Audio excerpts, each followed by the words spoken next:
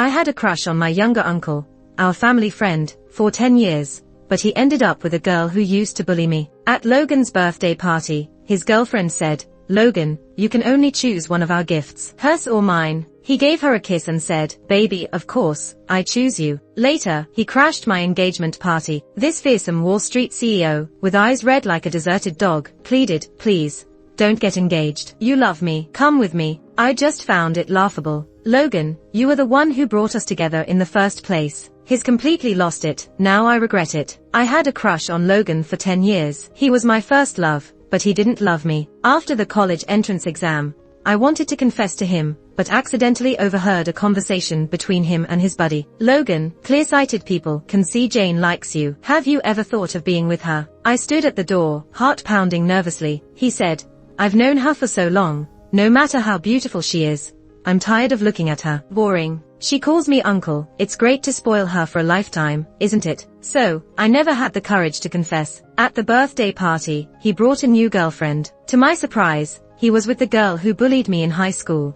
Unpleasant memories surged. Lucy brought her small entourage and said, "Heard your parents died in a car accident. So sad. Wearing long sleeves and pants in the summer must be because of scars from the accident, right? Take them off. Let us see." She led the charge to rip off my coat, mocking me. "Oh my God, look at the scars on her arm. Disgusting." I got mad, grabbed Lucy's hair, and started a fight. 1 against 5. I obviously couldn't win. I kept hitting Lucy, determined not to let her off easy. Because of the fight, the teacher asked me to call my guardian. I called Logan. He rushed over, ending his meeting, and seeing my injuries, he laughed angrily. "You little warrior with a cute face, now you're fighting. Why don't you fly to heaven?" I lifted my chin, nose stuffed with tissues, and looked at him defiantly. Suddenly, Logan hugged me, patting my head gently. "Don't be afraid, I've got your back." I didn't cry when I was bullied. With someone caring for me, I couldn't hold back anymore. I hugged his waist, buried my face in his chest, and cried my heart out. Just a kid, why act so tough? Logan's embrace was warm, warming my heart. But now, he hugged Lucy intimately. While cutting the cake, Lucy signaled her friends to push me out. My gift fell to the ground, its packaging crushed by their feet. I picked it up, stood up,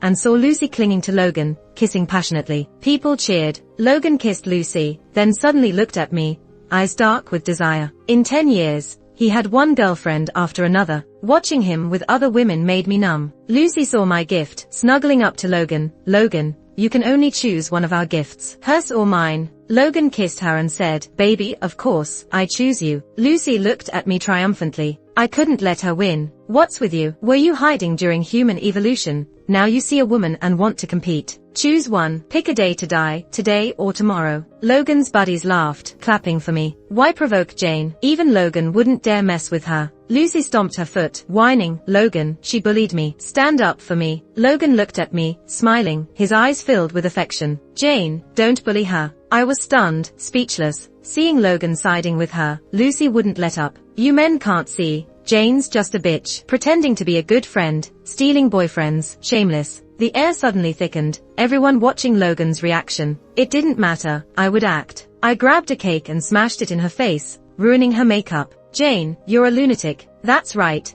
So don't mess with me, or I'll go crazy." Logan held my shoulder. "Jane, it's my birthday today. Can you be reasonable? When will you change your relentless attitude?" I stared at him, deeply disappointed. Logan had someone take Lucy to clean up. I was about to leave, feeling it was pointless. "Jane, come here." Beside Logan stood a very handsome man. "This is Jack, a rising star on Wall Street. Get to know each other. If it feels right, maybe date." I realized I failed. My 10-year crush, knowing my feelings, set me up with someone else. At that moment, I decided not to love him anymore. "Uncle, you're now into matchmaking. You must be getting old." Logan raised his hand, wanting to pat my head again. I dodged. He paused, thought I was still sulking, and didn't mind. "Nonsense, I'm in my prime. The hottest guy on Wall Street. The line of women who like me stretches to Paris." Logan certainly had reasons to be proud. Among New York socialites, he was still the most outstanding. "Happy birthday, I'm leaving." It was raining outside, and I suddenly wanted to walk in the rain. Memories flashed in my mind. A car accident took my parents' lives and left me with a stutter. My aunt took me in, but only to seize our family's assets. I had to deal with my ill-intentioned uncle and worry about money for school and living expenses. When Logan found me, I was digging through garbage for bottles. Jane, I'm a good friend of your dad's. From now on, I've got your back. Our families were old friends. Logan is only 9 years older than me, but due to seniority, I had to call him little uncle. Logan was like a godsend. He helped me reclaim my family's property from my aunt's family. He took me to see a therapist who cured my stutter. He saved me, and it was easy to fall in love with him. Letting go of that love was hard. It took me 10 years to move on. Now, I face the storms with a sense of relief in my heart. From now on, Logan is just my little uncle. I'll take care of him in his old age. Suddenly, I noticed a car following me. Jane, need a ride? It was Jack. I got in. If you don't mind, put on my jacket. I put on his suit jacket, and he handed me a handkerchief to dry my hair. They both smelled pretty nice. Jack was very respectful and didn't ask why I was out in the rain. Jane, don't you remember me at all? We went to the same high school. We used to stand on the podium during Monday assemblies, reading our apologies after fights. I asked sheepishly, did I hit you? No, we just fought separately. That's good. I smiled awkwardly but politely. A spark of memory hit me. It was a boy who always stood to my left during those apologies. I remember you transferred schools later on. My family was poor, couldn't afford it anymore. So, he rose from nothing to a successful young businessman. The rain's aftermath was a fever that night. Still half conscious, I saw Logan texting me Jack's contact info. I've looked into it. Jack's really good. One of the standouts among the younger generation, and he has a clean private life. Anyone little uncle recommends must be a good man. If I still loved Logan, I might have cried at this message. Instead, I simply smiled and added Jack's contact. He replied instantly, still feeling sick from the rain. I think I have a fever. Hold on. I expected him to be busy and end the chat. Soon, he sent a voice message. I'm downstairs at your place. What's your apartment number? Jack appeared at my door, out of breath, with medicine in hand. Did you run here? That was fast. I was downstairs the whole time. Didn't want to leave after seeing you again, after 10 years. His honesty was disarming, and I felt dizzy for a moment. Jack scooped me up in a princess carry and laid me on my bed. He measured my temperature and gave me water with the medicine. Suddenly, he froze, staring at a framed picture by my bed. It was a portrait of a shirtless Logan, something I had created from memory. I had forgotten to hide it. Jack ignored the drawing. You didn't eat at the birthday party. I'll make you some porridge. Thanks. I quickly hid the drawing under my bed. Jack's porridge tasted great. It warmed both my stomach and my heart. I cleared my throat, avoiding his eyes. As you can see, I've had a crush on my little uncle for 10 years. Even though I've given up on him, I'm not ready to start something new. Can I still pursue you? He asked. Sure. My face flushed, and I stuttered, embarrassed. Jack chuckled, looking really happy. All right. I'll work hard to win you over. One day, Jack came to my tattoo shop. He wanted a tattoo of his own design. It was a black snake wrapped around a white deer, with fiery roses beneath them. I immediately saw that the snake wasn't trying to kill the deer, it was courting it. The snake's desire was palpable, while the deer looked at it, clueless about the danger it was in. For some reason, I felt really hot. Jack, you sure you want this tattoo? My rate is 200,000 for a full back piece, no haggling. I loved money deeply. Him chasing me was one thing, making money off him was another. He smiled. Sure. After receiving the payment, I led him to a private room. Take your shirt off. Jack took off his shirt. His body was impressive. Broad shoulders, a narrow waist, long legs. His muscles were perfectly defined, strong without being overly bulky. As I touched his back, I thought, what perfect skin. He tensed up, his breath heavy. Don't like being touched. It's fine when it's you. Funny, his ears turned red. Jack lay down on the bench, and I started the machine, sketching the outline. It can hurt. If it gets too much, you can groan. Lots of tough guys cry for their moms here. No way. I have an image to keep up around you. His humor was amusing. As I outlined his lower back,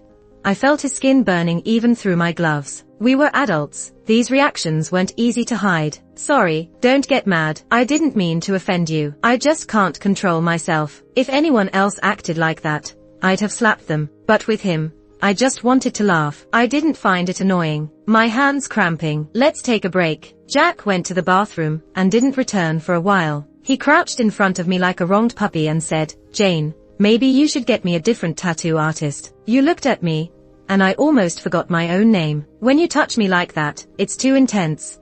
I can hardly stay a gentleman. No way. Once I start the first needle, it has to be my work. I scratched my nose and said with a dry throat, I don't mind, let's continue. I'm a very professional tattoo artist, but I have to admit, giving him a tattoo was different. The air felt like it had pink bubbles floating around. I couldn't see him as just any customer. Jack came to my shop 6 times to finish the tattoo. I admired my work and said, I knew it would look great when it's done. Can I take a few pictures for you? He agreed. We took pictures at the front desk, and the staff started to scream. In my camera lens, Jack glanced back at me. His masculine energy hit my heart straight on. Jane, I turned around. Logan was standing at the door. Who knows how long he'd been there. He looked at me with a tense expression. Logan was opening a new branch of his restaurant, and invited me to a tasting. I brought Jack along. Jack went to change clothes. Logan asked, what do you think of him? Pretty good. You have a good eye. I plan to try dating him. Logan frowned, took out a cigarette,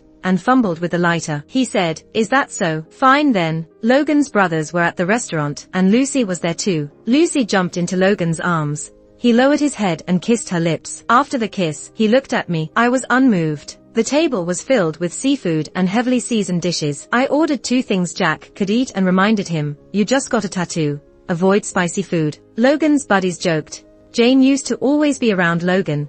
It's the first time seeing her take care of someone else. Jack placed a small bowl in front of me. It was filled with crab meat he had shelled. While wiping his hands, he said, from now on, I'll take care of her. Someone jeered. Jack sure is quick. Next time we gather, is it going to be your wedding? Logan slammed his chopsticks on the table, looking upset. Can't even keep your mouth shut while eating. Everyone exchanged glances, and soon changed the topic. Lucy pulled on Logan's sleeve and whined, Logan, I want some crab too. Can you shell it for me? Shell it yourself. I'm not doing that. What's with Logan today? He seemed really irritated. The meal was unpleasant, but Logan wouldn't let it end and organized a trip to a bar. He ordered a lot of drinks, and watched Jack coldly. Jack, Jane is my treasure. If you want to pursue her, you have to go through me first. Alcohol shows character. I'll drink what you drink until I'm satisfied. Logan, he can't drink. What? Already siding with him even before dating. Logan laughed, but it was a chilling smile. He downed a glass and indicated to Jack, chickening out. Admit defeat, and stop coveting my treasure. Just then, several bodyguards entered and stood behind Logan. Logan was determined to give Jack a hard time, and wouldn't let him go easily. Jack said nothing and drank a glass. Bottle after bottle of liquor was opened. They drank glass after glass, each unwilling to lose. I looked at Logan, very puzzled. He clearly liked Jack before. Why the sudden 180-degree change today? Logan, I need to use the restroom. Jack's face was pale as he stood up and left. I followed. When I turned around, he was nowhere to be seen. Suddenly,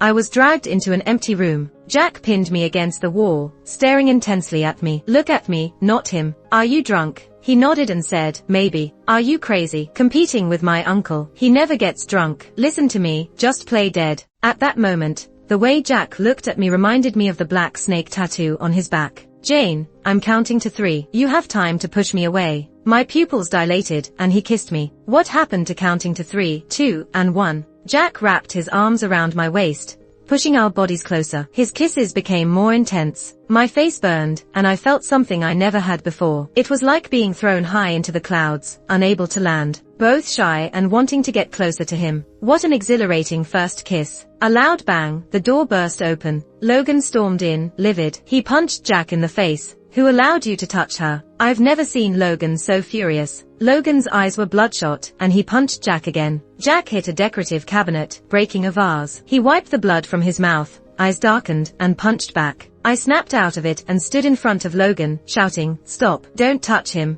Jack's fist halted just inches from my face, the wind from it sharp. I felt like that punch would knock me out if it landed, but I was sure he wouldn't hurt me. Jane, I'm bleeding. I immediately checked Logan's hand. Punching Jack had hurt the knuckles. Logan has a condition. For most people, such a small wound is nothing, but Logan has hemophilia. He lacks clotting factors, so bleeding doesn't stop easily, making even small wounds potentially life-threatening. That's why I had to stop Jack. Blood dripped from Logan's wound, reminding me of years ago when he lay in my arms, covered in blood. Back then, Logan helped me reclaim property my aunt's family had taken. The man I called Uncle, Dan, wouldn't leave me alone. Dan harassed me on my way home from school. Jane, you slept with Logan, didn't you? Why else would he take care of you? I've taken care of you all these years too. How can only he get the benefits? Doesn't your uncle deserve some too? Dan held me and tried to kiss me. His stench made me want to puke. Just then, Logan showed up,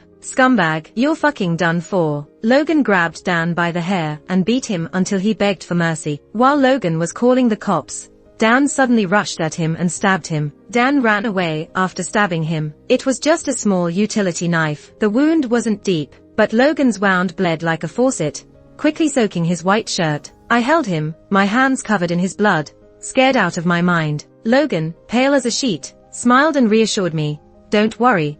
I'm tougher than that scumbag. I won't rest until he's ripped apart. He was rushed to the ICU and was in a coma for 2 days before waking up. He almost died that time. That's why seeing Logan bleed made me panic instantly. I held Logan, stuttering in my anxiety.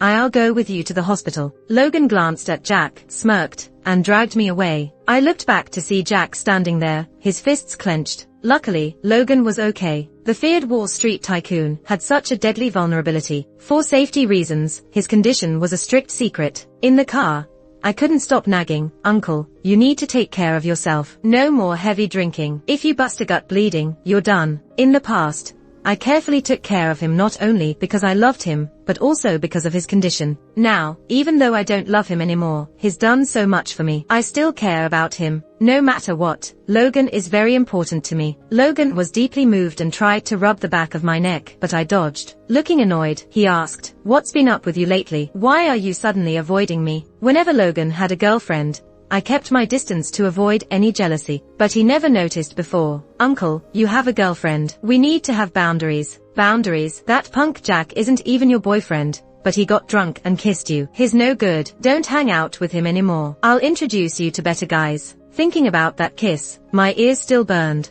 If I didn't want it, he wouldn't have had the chance to kiss me. Logan was stunned. Do you really like him? Yeah, I do. Logan's face turned unusually agitated. You're supposed to like me. He finally said it. I thought he'd play dumb forever. Feeling uneasy, I asked what had been bothering me. Uncle, you knew I liked you.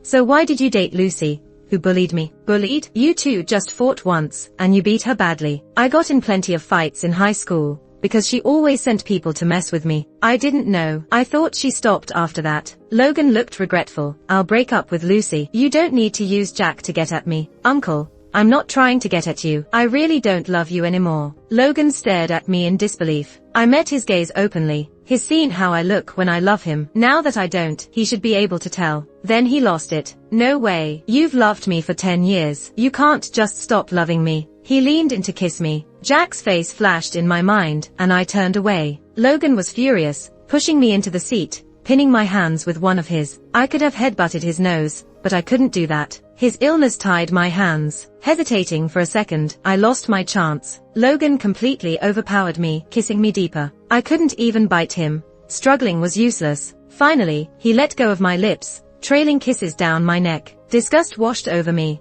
I couldn't believe he felt that way about me. I said coldly, "You used to say you were sick of my looks, that they were boring. Isn't this a bit hypocritical?" Logan froze. You heard that. He wiped my tears with regretful eyes, saying, "Sorry, Jane. I didn't know how jealous I would get seeing you with Jack. I didn't care about his change of heart. I want out of the car." Logan finally released me, his voice hoarse. "Stop the car." I returned home, drained. Jack was leaning against my door, his mouth bruised, eyes red like he had been crying, his gaze fixed on my neck. I anxiously touched the spot Logan had kissed, where a mark remained. Logan's condition was a secret. I didn't know how to explain the earlier fight, and the mark on my neck. He must be disappointed and leave me. Jane, I have one question. Do you like him or me? I looked at him, tearing up. I like you. Jack pulled me into a tight embrace, kissing me like crazy. That night, we were together. He was fierce, kissing me non-stop, trying to erase Logan's marks and leave his own. The next morning,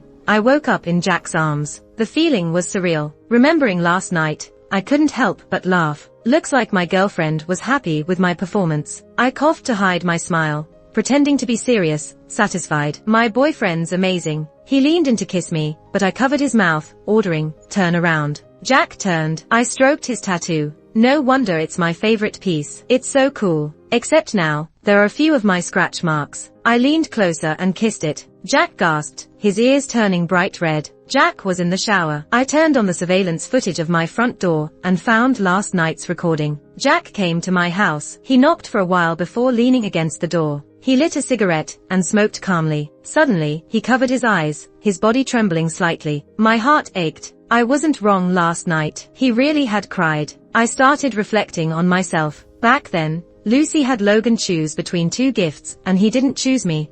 I was heartbroken. Yesterday, I left an injured Jack to take Logan to the hospital. Wasn't that the same situation, where I didn't choose him? Although I had my reasons, from Jack's perspective, I was really hurting him. I said I liked him, yet I made him so sad. Shockingly, I was the jerk all along. I pulled open the bathroom door and rushed in to hug a showering Jack. Baby, I'm sorry. If you and Logan were both drowning, I'd save you first. I felt he wasn't touched. Instead, his face was full of black lines. Why aren't you saying anything? It's my first time experiencing something like this while showering. I'm embarrassed. We looked at each other and burst into laughter simultaneously. That night, I was sleeping sweetly with my head on Jack's arm. My phone kept ringing. It was one of Logan's good friends calling. Jane, Logan's drunk. Come get him from the bar. Jack woke up too and said coolly, isn't Logan supposed to handle his liquor? Are all the people around him dead, that they have to call a girl in the middle of the night to pick him up? I flat out refused at that moment. Logan, Jane isn't coming. Then, Logan took the phone,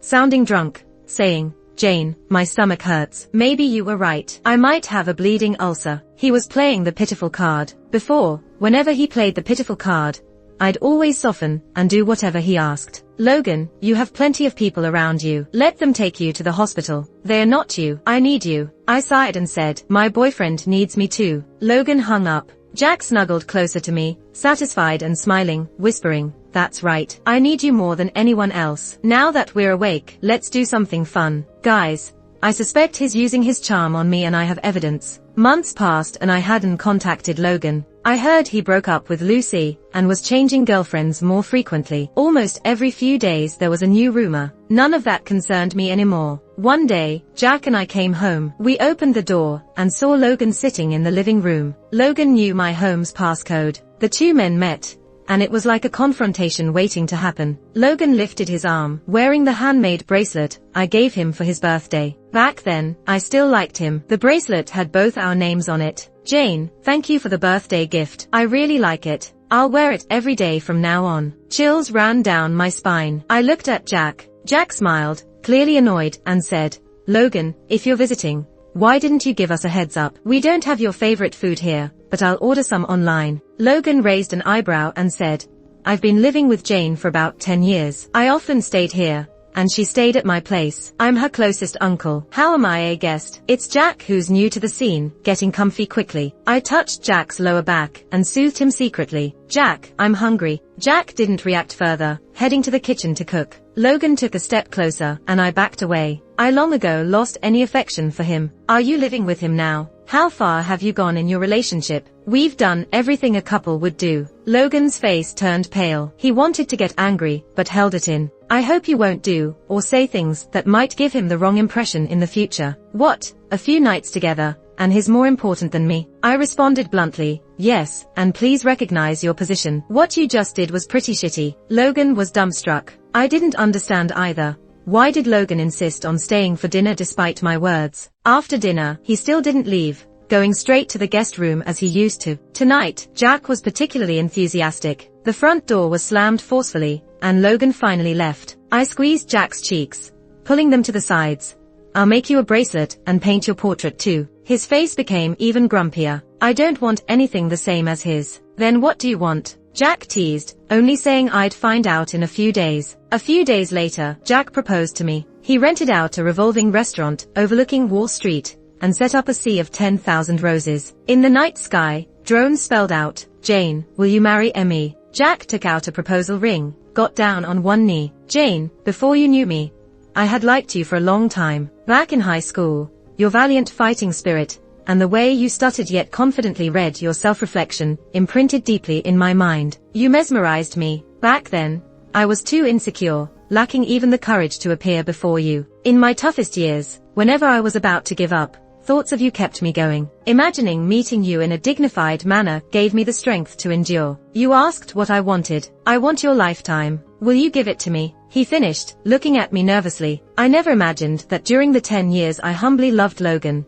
someone else was also deeply in love with me. To maintain my cool girl image, I held back my tears. I extended my hand, smiled, and said, I will. Jack put the ring on my finger, stood up, hugged me tightly, and buried his face in my neck. His tears fell on my neck. My pure-hearted little wolf, he cried tears of joy after his successful proposal. Even though he usually had a cold demeanor and worked with great efficiency, with me, he was just a crybaby boyfriend. It was excessively cute. I felt a lump in my throat and teased him, this $1 million proposal.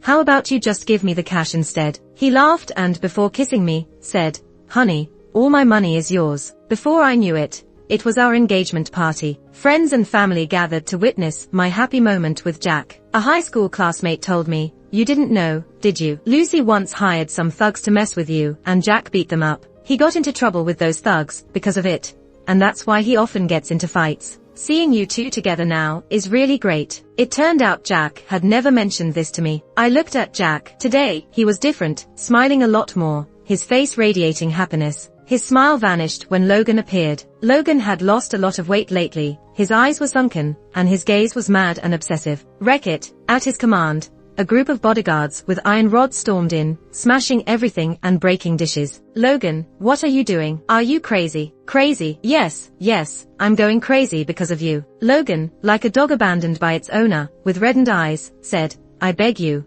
don't get engaged to him. You love me, come with me. I found it laughable. Logan, but it was you who set us up in the first place. He was completely unhinged. I regret it. Logan grabbed my shoulders and howled. I was too stupid to realize I loved you. Jane, I've tried being with other women recently, but none made me feel the way you did. I love you. I've always loved you. Ridiculous. He wanted to ruin my happiness, claiming he loved me. Let me repeat, I don't love you anymore. You're lying. You're just angry at me, trying to get back at me. Jane, I swear, you'll be the only woman in my life. I'll make you happy. Jack rushed over like a leopard and punched Logan in the face. Logan fell to the ground. The bodyguards tried to step forward, but Logan signaled them to stop. The two started fighting, landing real punches. Logan laughed wildly and said to Jack, she doesn't love you. If it weren't to spite me, she wouldn't even give you a glance. She loved me for 10 years. She'll never love anyone else the way she loved me. You're just a tool she used to get back at me. You're not even worth being a stand-in. Jack's eyes were filled with rage. He grabbed Logan by the collar and punched him repeatedly. Logan's face was covered in blood.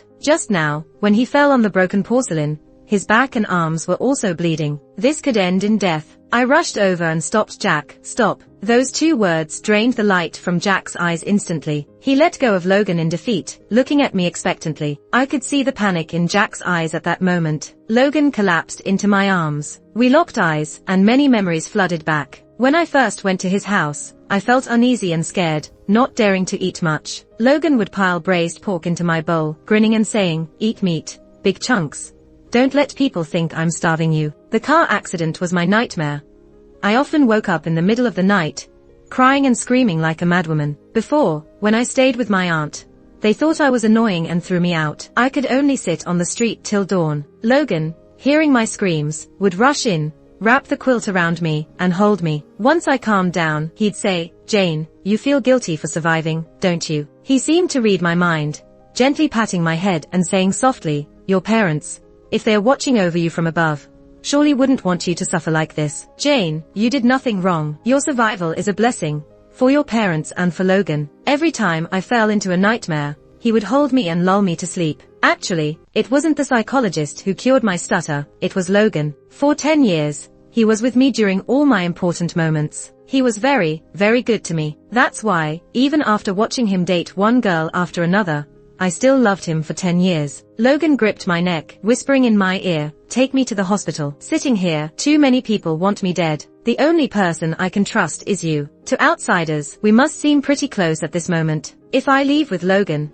it will be seen as running away from the wedding. What would Jack do then? Tears streamed down my face as I looked at Logan and said, right now, there's a medical team outside waiting for you, isn't there? Logan froze but didn't deny it. You've used the gratitude over the years and your own life to coerce me. But I'm telling you, this time, I choose him. Logan looked at me in disbelief, a bitter smile on his face. So, in your heart, he's already more important than me. Seeing that his ruse didn't work, Logan's men quickly called in the medical team. The doctor injected him with a clotting factor and treated his wounds. They put him on a stretcher and took him away. My hands were full of his blood, trembling intensely. I was terrified. Even though I knew Logan was setting me up, I was still scared. He's crazy, gambling with his own life against me. Then, a pair of warm, big hands wrapped around my trembling ones. Jack hugged me, took the microphone and said, "Guests, my love and I have some matters to handle, so the engagement party ends here. As a gesture of apology, feel free to order anything, it's on me. We look forward to seeing you at our wedding." Jack knew I was worried about Logan and accompanied me to the hospital. I walked into the hospital room alone. Logan was sitting up in bed,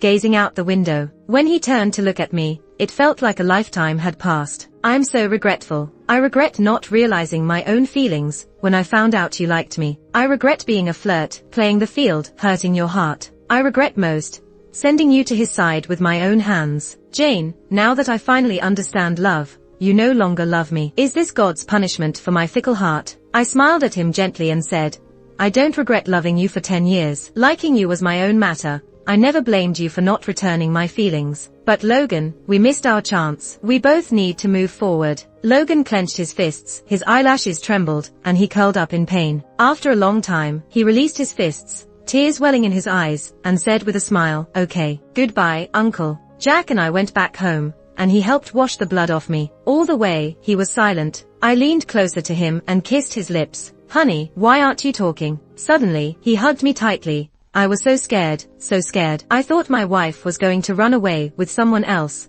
Scared the hell out of me. I said, "There will never be another situation where I have to choose between two people. For the rest of my life, he'll be my only choice."